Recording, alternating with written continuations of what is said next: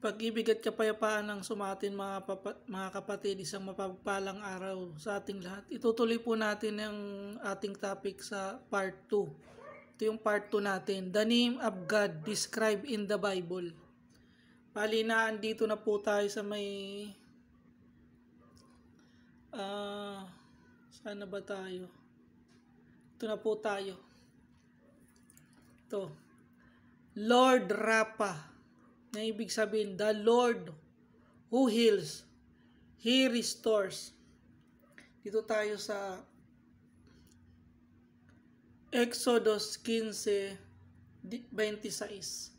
Sabi dito, at sinabi, kung iyong didinggin ng buong sikap, ang tinig ng Panginoon mong Diyos at iyong gagawin ang matuwid sa kaniyang mga mata, at iyong didingin ang kanyang mga tinig at iyong gaganapin ang lahat niyang mga palatuntunan at wala akong ilalagay na karamdaman sa iyo, gaya ng inilagay ko sa mga Efeso, sapagkat ako ang Panginoon na nagpapagaling sa iyo. Yan, ang ibig sabihin yan. Yung Lord Rapha, sabihin, I am the Lord, healeth thee. Titingnan natin to sa interlinear ng Hebrew. Sabi dito, ito na tayo sa pinakadulo. Sa pinakadulo na tayo. Dahil sabi dito, for I am the Lord, I your healer. For I the Lord, I'm your healer. Yahweh Rapicha. Na yung ibig sabihin yan sa strong Rapha. Yan o. Rapha. Ibig sabihin ay to heal, to cure, to restore. Yan. Yan ang ano niya sa Hebrew. To heal, to cure. Yan ang Lord Rapha. Isa sa mga pangalan ng Diyos. Yan. Yan. Lord Rapha, ibig sabihin niyan ay the Lord who heals or restores. Yan ang ibig sabihin niyan. Tapos, ang susunod natin ay Nisi, na ang ibig sabihin ay the Lord is my banner. Dito tayo sa Exodus. Sa Exodus 17. Ito sa may kasunod lang na chapter. 17:15. Sabi dito, and Moses built an altar and called the name of it Jehovah Nisi. Yan, Jehovah Nisi. Sa Tagalog, at nagtayo si Moses ng isang dambana at pinanganlang Jehovah Nisi. Sabihin, Nisi. Na ang ibig sabihin ng Nisi ay the Lord is my banner. Punta tayo dito sa Exodo 17. Punta tayo sa 17. 15.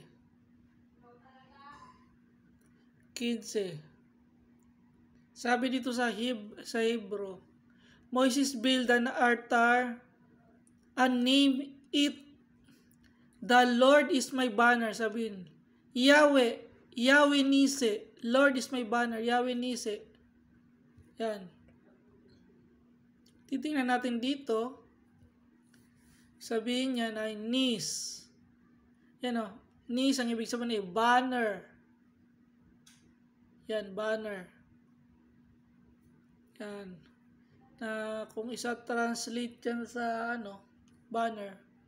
Yan flag. Banner. Flag. Ayan flagstaff. Yan. Nis. Sabihin, Nisi. The Lord is my banner. Yahweh Nisi. Sabihin, Lord Nisi. Yahweh Nisi. Yan. Ang ating susunod ay sunod natin ay Mekadis.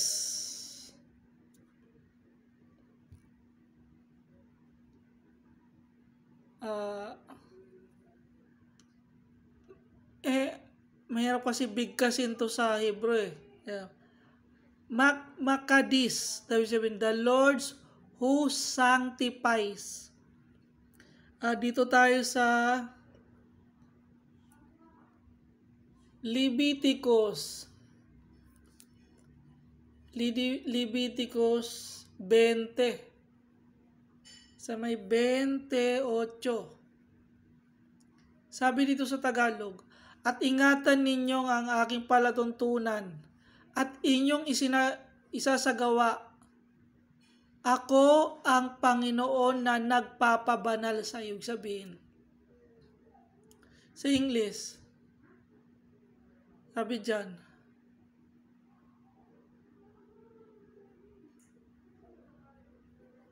And ye shall keep my statutes and to do them. I am the Lord who sanctify. Sabi, sanctify yung nagpapabanal. Titingnan natin dito sa Hebrew, strong Hebrew, yung salitang makdis,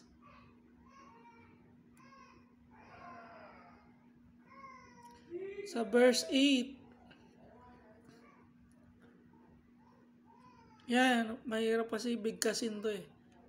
I am the Lord who sanctifies you. Yahweh Mekadiste. Na ibig sabihin yan. Yan. Kadas. Ang ibig sabihin, to make holy. Consecrated, sanctify. Kasi kung babalik tayo dito sa verse 7. Yan o. Sanctify yourself, therefore, and be ye holy. Sabihin yung holy, sabihin sanctify yun. Kasi synonym yun ng sanctify. For I am the Lord your God. Tingnan nga natin dito sa sabihin, kadas. Sabihin ng kadas, to be holy, sanctifies, papabanal. Balik tayo dito sa 7. Ayan. You shall consecrate yourself, therefore be holy. Yung kaganina dyan sa Hebrew, For I am the Lord, and Yahweh, your God, Elohim. Sabihin dito. Kodis naman yung holiness. Ganina yung sanctify ay kadas. Pero ito naman, holy, kodes, set apart to be holy. Kasi kaganina, yung natin, kasinonimo kasi yun eh. Yung sanctifies tsaka holy, kasinonimo lang yun ng holy. Yan. Sabihin yung kaganina kodes, ito kadas. Sa Hebreo to kadas. Yan. Sabihin, to be clean, to make holy, sanctify. Yan. Tapos, ang susunod natin ay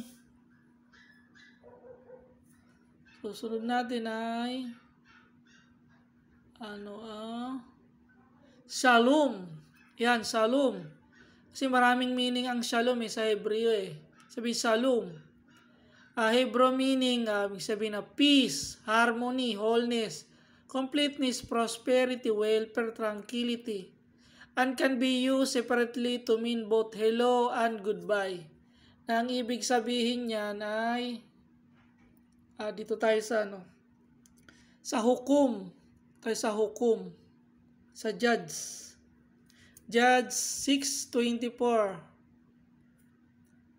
Judge, naalala niyo yung kay Joshua. Sabi dito,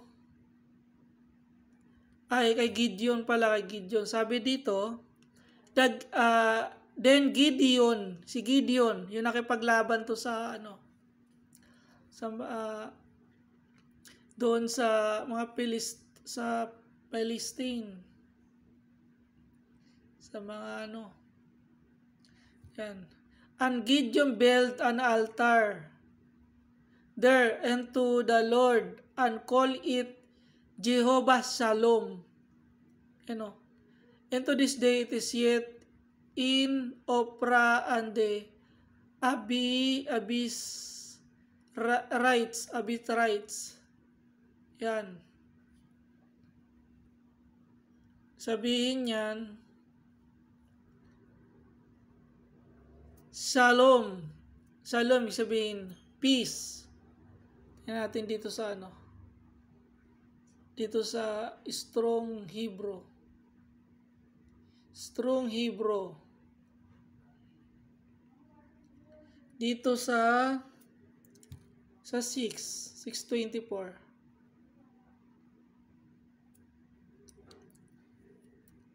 Sa 624. Kasi lagi tayong pupunta doon sa Hebrew kung anong ginamit doon. Yan. Then Gideon built an altar there to the Lord Yahweh and name it the Lord. Lord is peace. Shalom. Ayan Shalom.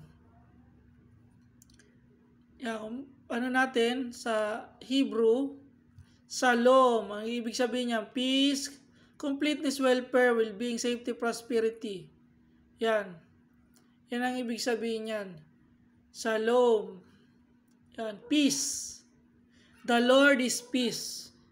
Ibig sabihin niyan, peace. Babasahin natin dito. Yan. And Gideon built an altar ito and called it Jehovah Shalom. The Lord is peace. Yan. Peace. Susunod naman natin ay Chidkino. Chidkino. Yan. Hindi pala. Tapos na yan. Yan. Chidkino. Na ibig sabihin ay, yung salitang Chidkino ay Hebrew yan. The Lord my righteousness. Punta tayo dito sa sa Jeremiah 33:6. Jeremiah 33:6. Sabi dito, yan, Jeremiah 33:6. Lang tama ba to? Jeremiah 33:6.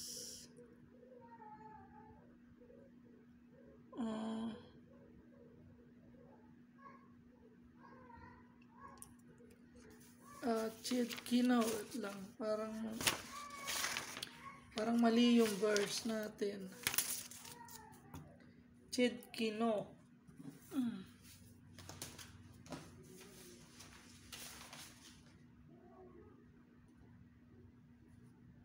16 pala, 16. Jeremiah 33:16. 16 pala. 16. Yan. Sabi dito, in those days shall Judah be saved, and Jerusalem shall dwell safely. And this is the name wherewith she shall be called, the Lord our righteous. Yan. The Lord my righteous. Chikidno. Pupunta na dito sa Strong. Sa Jeremiah 33:16. Lipat natin sa Strong Bible. Ito lang tayo lagi.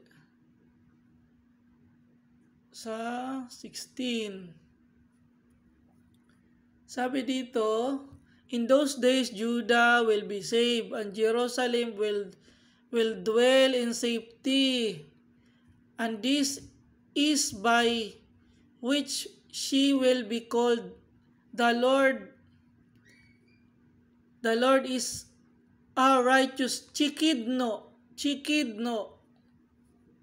Yan, chikidno. Sabihin dito sa Strong, chikid. Yan ang salita niya. Kung i-pronounce yan, chikid. Sabihin, righteousness. Yan. Meaning, to be just. To be just, matuwid. Or to be righteous. Yan, righteous. To be just, righteous. Yan. Sabihin ng the Lord is my righteous. Chikidno, the Lord is my righteous. Sabi dito,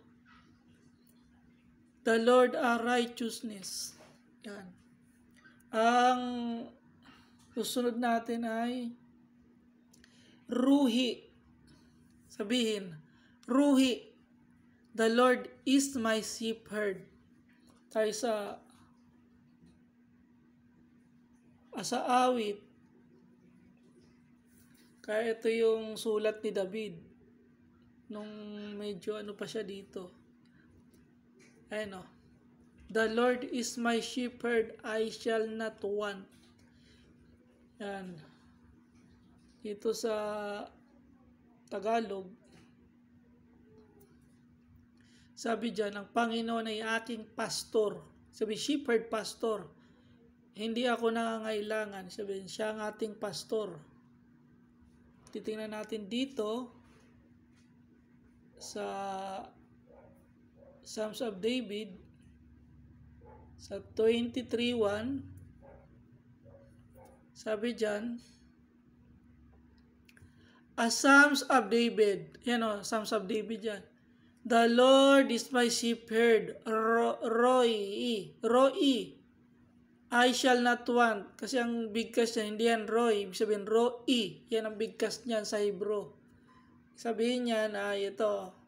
Sa Strong, ay ra'a. Yan, ibig sabihin niyan, to pasture, tens, crease. Yan o. Sabihin ng Roi, ra'a. The Lord is my shepherd. Sabihin. Yan. Devour, eat, feed, feeding, feeds. Yan, shepherd. Yan o. Yan ang ano niya, ang definition. To pasture, tend, grace. Yan. Sabi dyan, the Lord is my shepherd, Rohi. Sabihin, Rohi, the Lord is my shepherd. Tapos ang susunod naman natin ay Shama, the Lord is here. Tayo sa Ezekiel 48. To Ezekiel 48. Yan. So, malapit-lapit na tayo matapos. Yan. Yan ang mga pangalan ng Diyos sa Biblia. 48:35. Sabi dito, sa English muna natin basahin. Sabi dito, It was round about 18,000 measures, and the name of the city, sabi niya, and the name of the city from that day shall be, the Lord is there. Ano?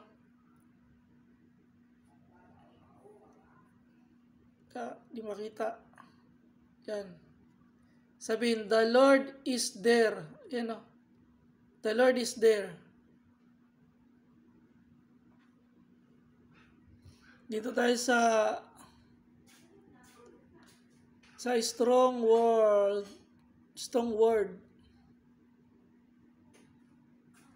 Sa 48.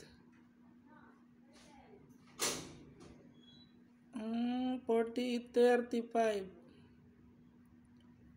Dulong verse ito, mga kapatid. Sabi niya ito, that the city shall be 18,000 cubic round about, and the name of the city From that day shall be, the Lord is their Shama. Ano? Shama. Sabihin, there. Yahweh Shama. Sabihin yan, Sham. Sabihin yan, there. Yan o. Yan. There. Yan ang meaning yan, there. Yan. Yahweh Shama. The Lord is there. Yahweh Shama. Yan. Sunod natin ay El-Roy. Yan. Hindi. Shabaot muna. Sabihin, Shabaot. Shabaot. The Lord of hosts. Sabihin yan. Ito sa Isaias 1:24.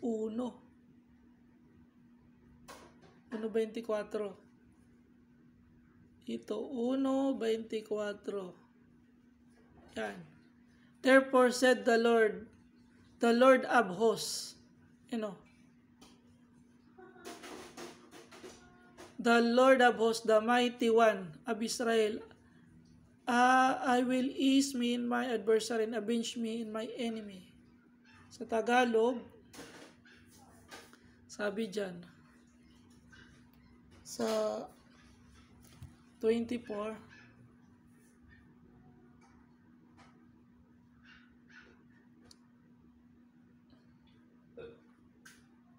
kaya sabi ng Panginoon ng mga hukbo, ang sabi ng Lord of hosts, Panginoon ng mga hukbo, ng makapangyarihan ng Israel.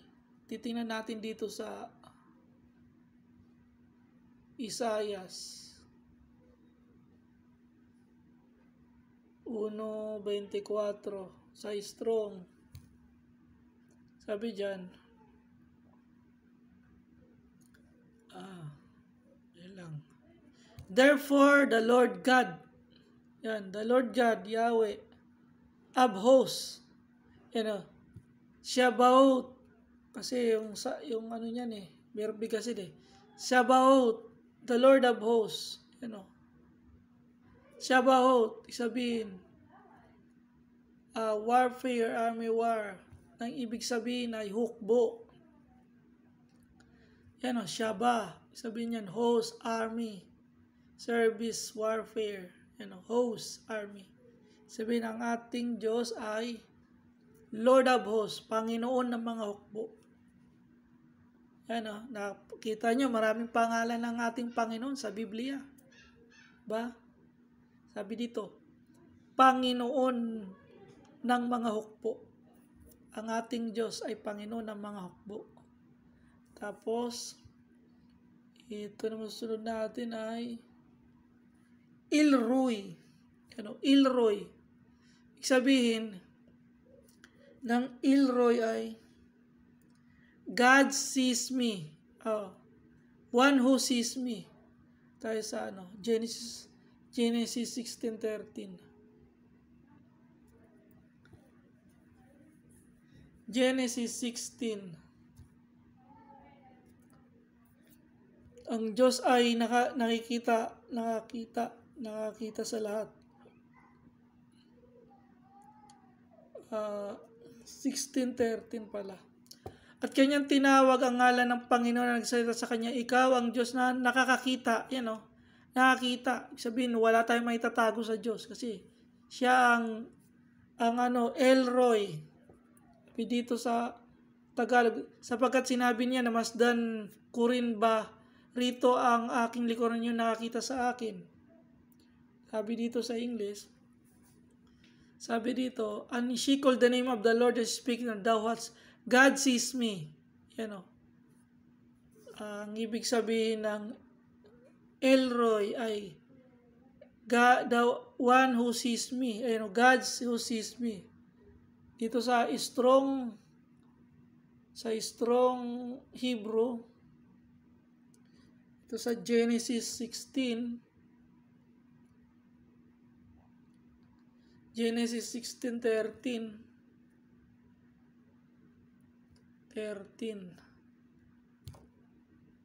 Ang ibig sabihin dyan ay, yan, ito na tayo sa ano. Yan. Sabi dyan, ito na tayo, umpisa natin sa umpisa. Then she called the name of the Lord Yahweh, who spoke to her, you are a God, El Roy, you are the God who sees, the God who sees. Sabihin, El, yung God kaganina, ito yun, pag sinabing El, ayan pag sinabing El, sa Hebrew, God yan. El. Yan. Kaya nga ang tawag sa kanya, di ba, kaganina, yung sa part 1 natin, yan, El Shaddai, di ba? Elohim, kaya nga may El, kasi Creator God. Ito, God Almighty, yung El, God yan. Yan, di ba? Kaya yung ibig sabihin ng El, God yun, Elyon, yan, tulad niyan, Elyon, Most High God. Kaya yung ibig sabihin ng El Roy, God who sees me.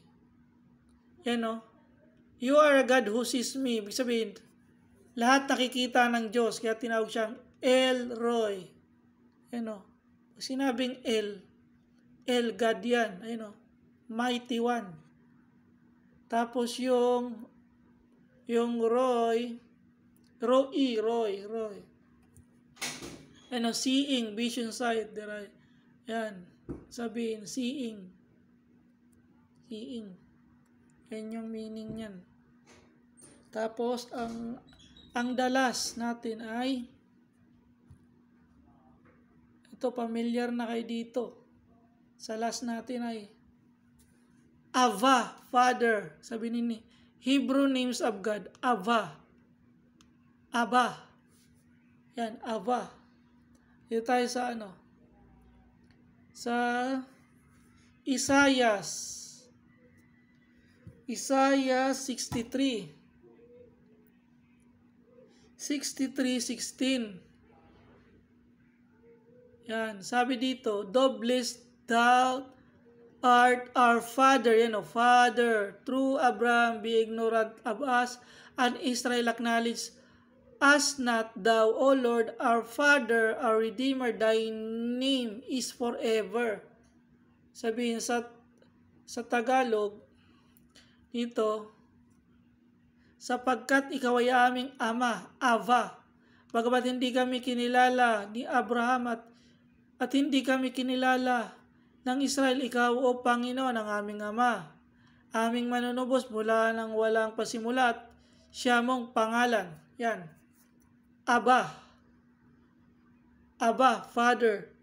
Tapos, tingnan natin dito sa dito sa strong word.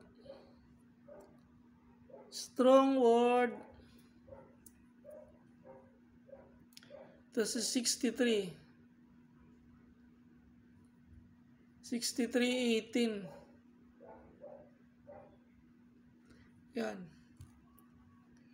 Sabi, your holy, hindi, 16 pala. Sabi dito, for you are our Father, through to Abraham, does not know us, and Israel recognize you, O Lord Yahweh, our Father, Redeemer, from the old is your name. Sabihin dito,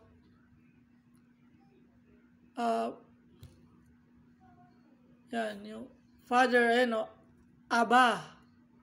Yan, Aba, Father. Sabihin yan. Aba. Sabihin ng Hebrew niyan, yung Aba. Sabihin niya, Father. Ito, Aba. Sabihin niya, Father. Hebrew name of God. Yan, Aba. Father. So, ayan lang yung ating, yung yung ating topic. Huwag kayong malilin lang kasi marami talagang pangalan ng Diyos sa Biblia. Sabihin, God yan. Sabihin, Elyon, Most High. Tapos, Adonai. Marami, di ba? Tapos, El Shaddai. Tapos, Elohim. Yan ang pangalan ng Diyos natin described in the Bible. So hanggang dito na lang mga kapatid ang ating topic. Maraming salamat at kapayat pag-ibig ang sumatin. Maraming salamat.